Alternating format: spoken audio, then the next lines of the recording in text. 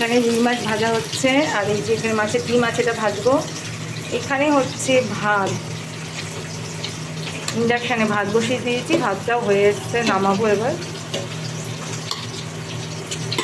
আর এই দেখো এখানে করেছি বেগুনের একটা রেসিপি, পেঁয়াজ দিয়ে, কালো জিরে ফোড়ন দিয়ে, টমেটো দিয়ে, কাঁচা লঙ্কা দিয়ে, ধনেপাতা দিয়ে একটা মাখা মাখা, এটা কী বলবো, এটা বেগুন বাহারও বলা যেতে পারে। শুকনো লঙ্কা গুঁড়োটা আমার কাছে ছিল না, তাই জন্য শুকনো লঙ্কা গুঁড়ো দিতে পারিনি, কাঁচা লঙ্কা দিয়েই করেছি।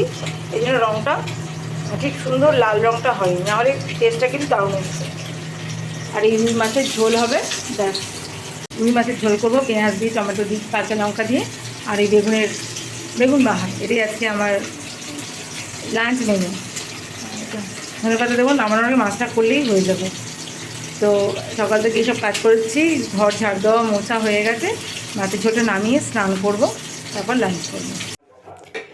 রান্নাবান্না কমপ্লিট হয়ে গেছে, স্নান খাওয়া দাওয়া হয়ে গেছে, তারপরে সমস্ত বাসন ধুলাম, ধুয়ে এই গ্যাস ওভেনটা সব ভালো করে মুছে নিলাম।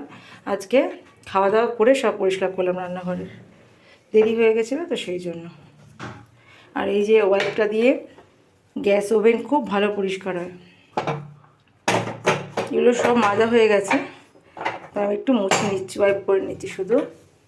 তো ভীষণ ভালো জল অ্যাবজর্ব করে নেয় একদম, খুব তাড়াতাড়ি, একটু দাগ থাকে না, খুব তাড়াতাড়ি শুকিয়েও যায় সেই জন্য। আর এই যে টাইলসটাও মুছে নিচ্ছি, ঝকঝকে হয়ে গেছে। প্রথমে একটুখানি ভিম লিকুইড দিয়ে আর স্কচ ব্রাইট দিয়ে করে নিয়েছি, তারপরে এই ওয়াইপটা দিয়ে ওয়াইপ করে নিলাম শুকনো করে, ব্যাস। এই পিছন টিছনগুলো, গ্যাসের ওভেনের পিছন টিছনগুলো সব পরিষ্কার করে নিয়েছি। আর এই যে ইন্ডাকশানটাকেও এই ওয়াইপ দিয়ে মুছেছি। তো সব পরিষ্কার হয়ে গেছে, খাওয়া দাওয়া কমপ্লিট, এবার বসবো।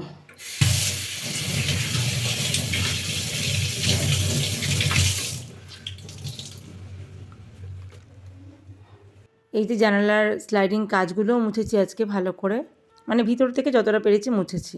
আর এই দেখো সব কিছু একদম নিট অ্যান্ড ক্লিন হয়ে গেছে। রান্নার পরে যখন রান্নাঘরটা সব কিছু পরিষ্কার করা হয়, তারপরে কিন্তু দারুণ একটা শান্তি লাগে, তাই না বন্ধুরা? মিনি ব্লগটা ভালো লাগলে লাইক দিও একটা।